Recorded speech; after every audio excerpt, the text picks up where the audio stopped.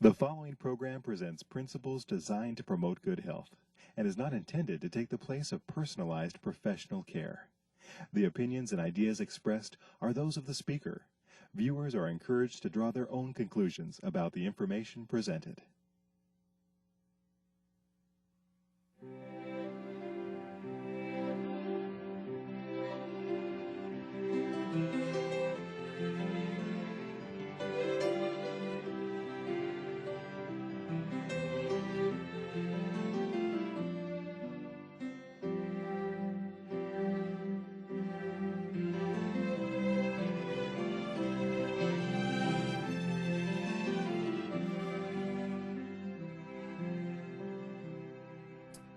Hello and welcome to Health for a Lifetime. We're glad you joined us today. And today we're going to be talking about a disease that strikes fear in the heart of people who hear the word, and that's cancer.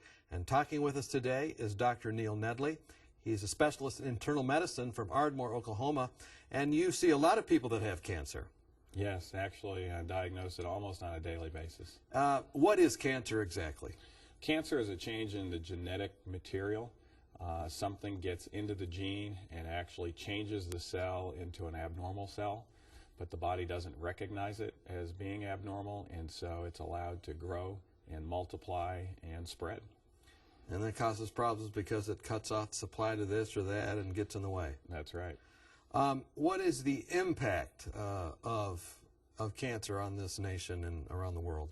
Well, we have a graphic that actually shows the statistics on the impact. It's pretty incredible. 1 out of every 2 men will get it at some point in their life.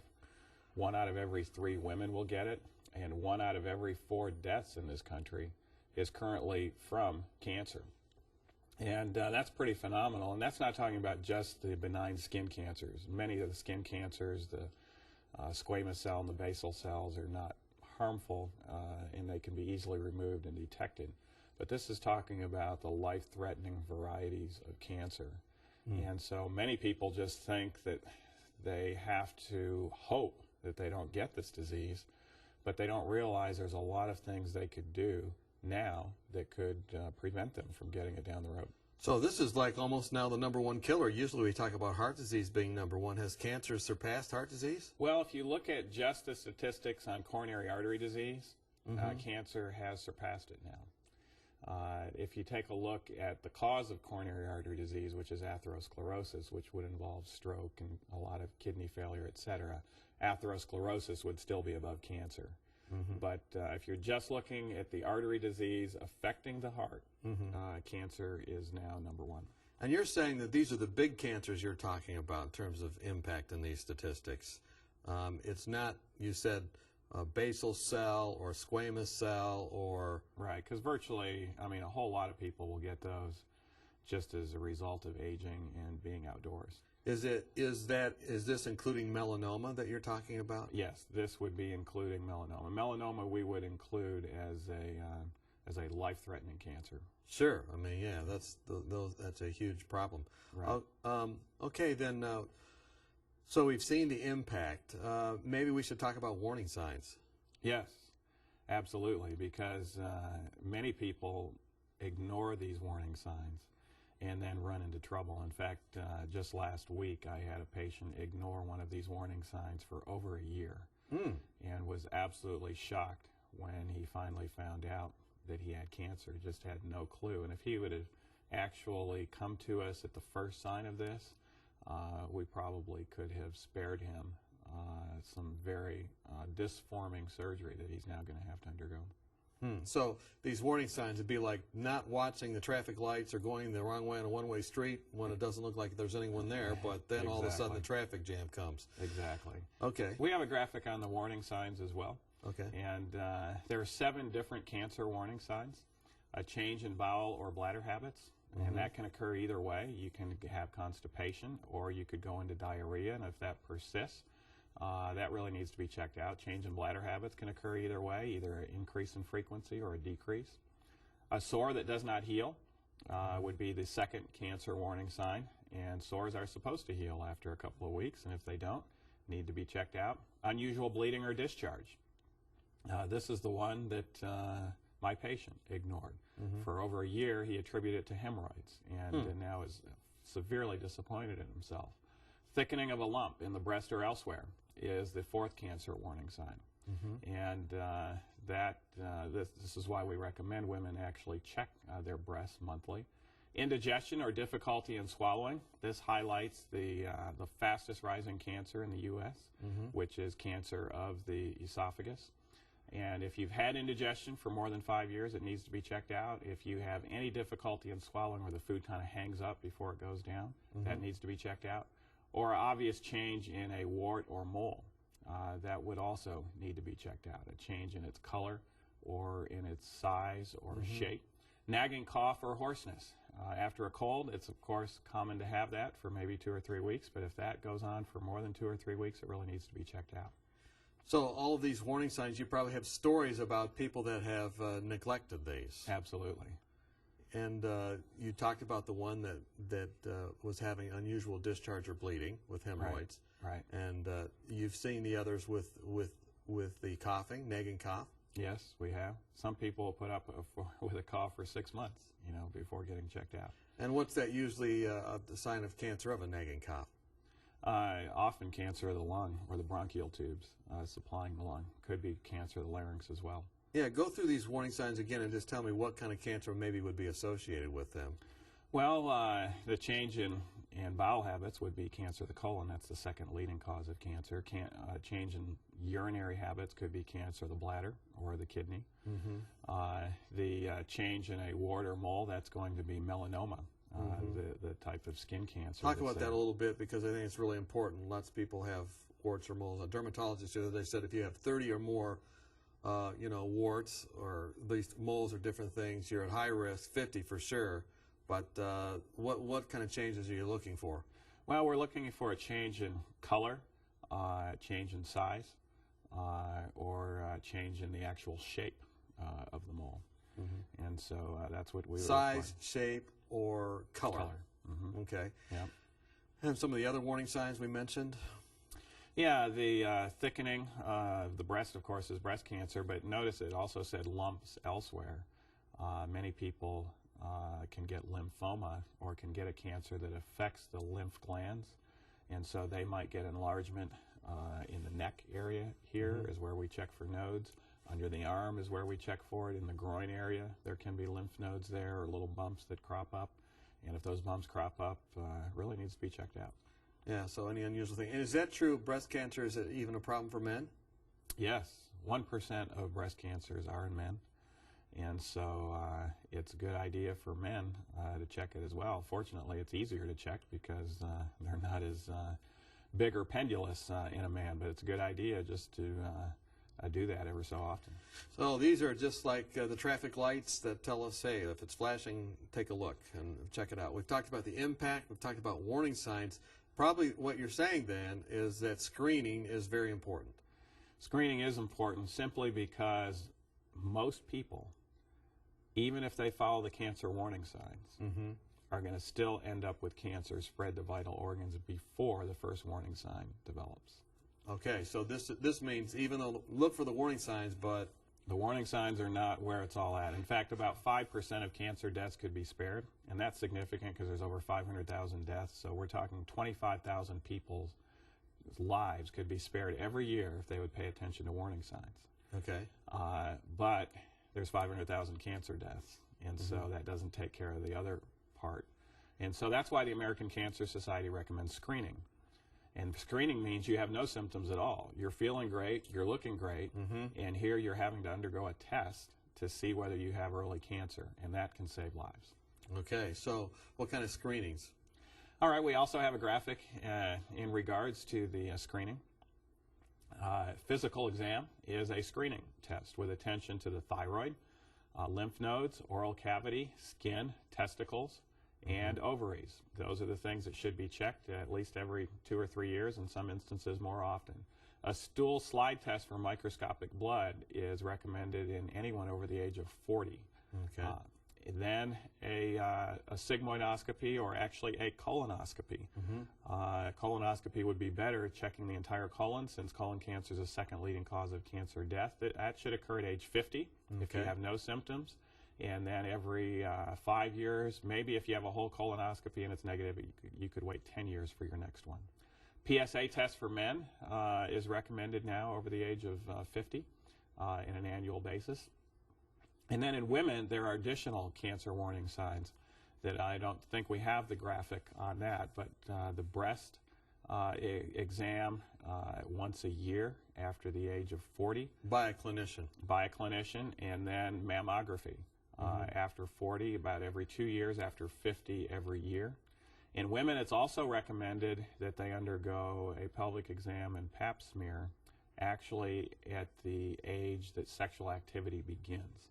And the reason for that is that cervical cancer is a sexually transmitted disease. It's transmitted by chlamydia 7% of the time, papillomavirus the other 93%.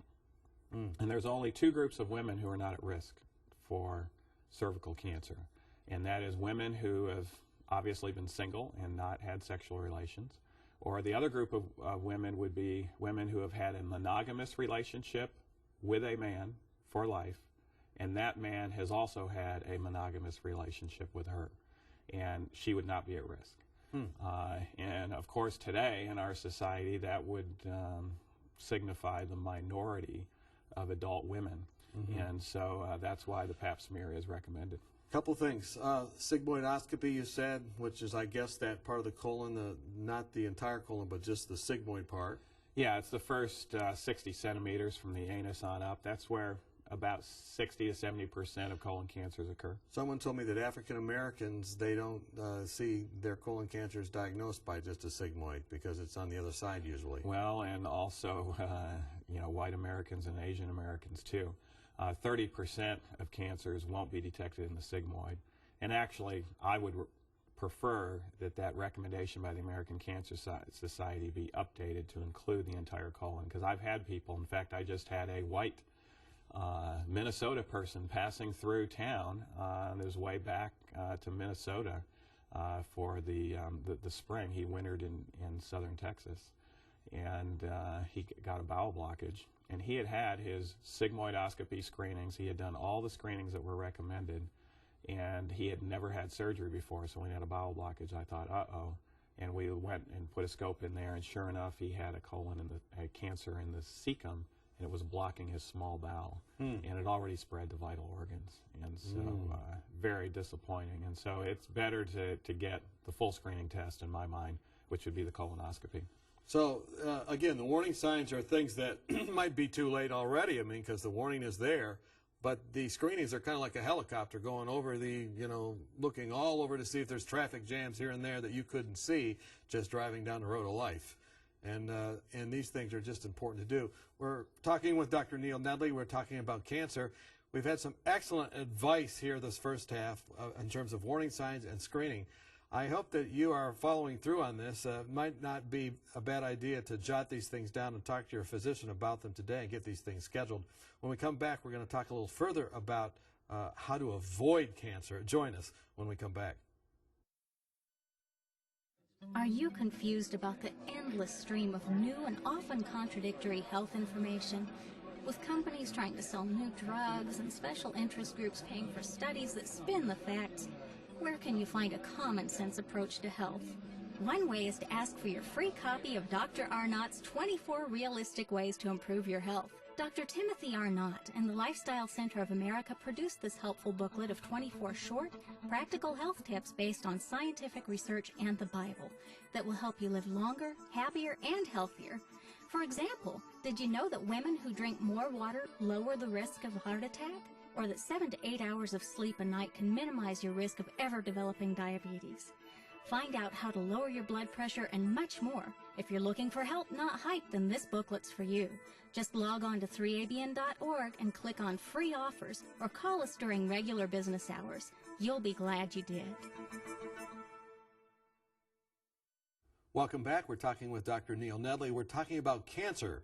The first half we talked about warning signs, and then we talked about how to screen for these things as well. And Doctor, you were saying during the break to me that if you watch for those warning signs, you can take care of about 5% of cancers, which is a large amount if there's 500,000 people a year that have cancer. And then you also talked about screening. What's the percentage of screening? What kind of percentage would be avoiding cancer if they did the screenings? About another 5%, so about another 25,000 lives could be spared every year by undergoing cancer screening. And so together, those two would be able to avoid over 50,000 deaths per year. Now, you have a stomach here. You were saying that one of the most common things, just to pick up on this again, one of the most common cancers is a cancer of the esophagus, a cancer of the, what is this, the stomach? Yes, this is the stomach, but the fastest growing cancer in America right now is occurring right in here. And that is the cancer of the esophagus, the bottom portion of the esophagus. And you can see actually on the screen how the color of that esophagus is changed. Normally that color is a pale color like up in here, but that color down there is a change in the lining of the esophagus. And that change is called Barrett's esophagus. Barrett's esophagus. Barrett's esophagus is a precancerous condition that will lead to cancer in many cases. And Barrett's is actually caused by reflux. Reflux, so in other words, heartburn. That's right, heartburn. Acid coming from the stomach area up into the esophagus. Now, the stomach is supposed to have acid because that's where digestion occurs, but there's a sphincter here that's supposed to stay closed so that acid doesn't come back up in here. But when acid does come back up in there over the course of months and years, that mucosa can change into Barrett's esophagus. While we're down in my stomach, what was that little red thing down there? That little red thing is a peptic ulcer. Okay, well, we don't want to take care of that too. But let me ask you, how did you get down into my stomach? Look at this. Through a scope. Through a scope. And does that scope come this way or the other way? No, it comes through the mouth. Comes through the mouth. So, yeah, we give you medicine so you're sleeping. We come down with a scope about as big around as my little finger here. And so we can go down in here and find the Barrett's esophagus. You do this in your office or on the road? We do it in the hospital setting or in an endoscopy center. All right, so give someone a little something to knock them out and then look down there. And this should be checked if you're having heartburn for how long, did you say? If you've had heartburn for more than 5 years, it is recommended that you have an endoscopy to make sure you don't have that premalignant condition. And if you don't deal with this, how deadly is esophageal cancer? Very deadly. Death within 6 months in the vast majority of cases. If you're lucky, you may live a year after diagnosis. And that's why we're trying to catch it in the pre-phase. If we catch it in the pre-phase, we can do something about it. And a lot of people just cover their heartburn and indigestion. In fact, if you've had to take, over-the-counter Prilosec or Pepcid or antacids on a regular basis, and you think, well, I don't have that much heartburn because I'm taking these drugs, that doesn't you're mean that you're off the masking hook. a symptom. Exactly. So, yeah, after you start eating at the right times and everything, if you're still having heartburn, that's a real sign. In other words, if you're eating late at night and the curse doesn't come causeless, the Bible says, but if you're eating at the right time and you still have that, that's even probably more of a warning sign, would you say? Yeah, absolutely. So cancer, we've talked about the warning signs, we've talked about screening, but is it true or false that, each of us have to encounter cancer cells each day in our own bodies? Is that true or is that false? I've heard that. Well, not necessarily cancer cells. They may be getting closer to that. There's a kind of a gradation, just like with Barrett's esophagus, going to precancer and then to cancer. There's dysplastic cells that can occur that are not necessarily frank cancer cells that our body can sniff out and destroy through its own immune system. Well, let's talk about that because I think prevention is probably the key here. It's a lot easier to get out of avoid a traffic jam than to get into one. So that's why we sent the helicopter up for the screening. Right. And the warning signs we put on our CB radios and our walkie-talkies. But what about preventing it altogether? What kind of things can we do? Well, there's two primary ways that we can prevent cancer. One is by avoiding carcinogens, and the other is by boosting the immune system. So avoiding the carcinogens was another way of saying cancer-causing agents. And what would those be, those things that we need to avoid? Number one carcinogen is tobacco in any form. And so whether it's chewed or whether it's smoked, it has carcinogenic substances in it, and it can cause cancer of the lung, the lip, the throat, the mouth, the esophagus, actually, what we just talked about, twice as likely in smokers. Stomach, twice as likely. Liver cancer is twice as likely in smokers. Cancer of the kidney and bladder, 4 to 8 times as likely. Cancer of the pancreas, twice as likely. Even cancer of the penis in men, significantly increased. So that's the entire, what they'd call alimentary canal, everywhere that goes. Yeah. Even though you're not inhaling into your stomach, somehow it gets there. Exactly. It goes through the bloodstream. Okay, so those are the carcinogens to avoid. Well, that's one carcinogen. One carcinogen and its effect. What's another one? Another one that the world is largely not aware of is alcohol. Alcohol. Yes. Alcohol actually increases the risk of esophageal cancer as well. It also increases the risk of liver cancer significantly, and it also increases the risk of the throat cancers, the pharyngeal cancers. Most of those cancers occur in those who are drinking alcohol regularly and in rather large amounts, what would normally be considered alcoholism.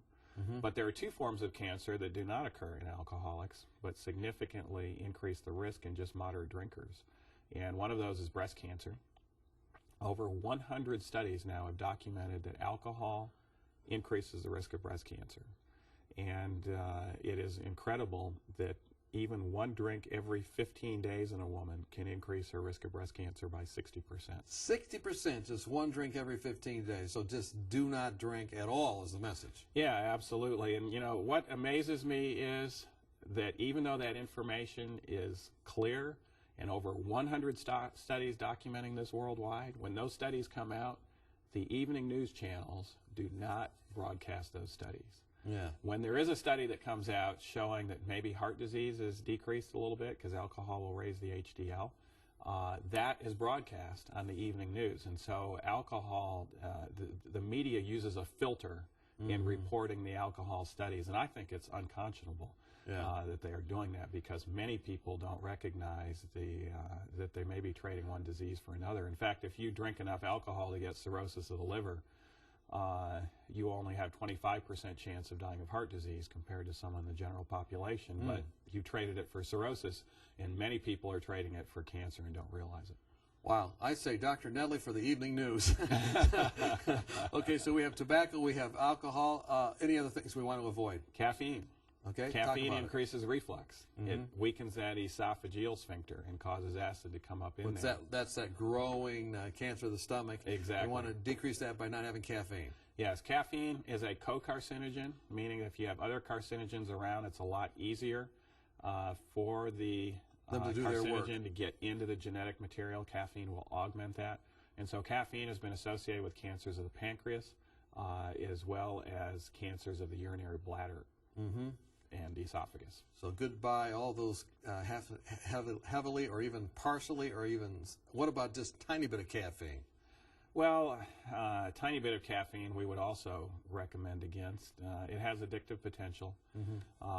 And also we would recommend in the esophagus, recommending against the decafs. The decafs have tannins in it that can do the same thing that the caffeine does. I see. It won't cause cancer of the pancreas or bladder, like the caffeine is associated with, so it's a better step. But it would be better if you want to, simulate caffeine, to use something that is going to be totally non-carcinogenic, like postum or aroma. What about flesh foods, meats, those kind of things? Are those carcinogenic? They are. Okay. Actually, clear-cut now through a number of studies, but Harvard University did a nice study on meat intake and colon cancer, and we have a graphic on that. This study was done by Dr. Walter Willett.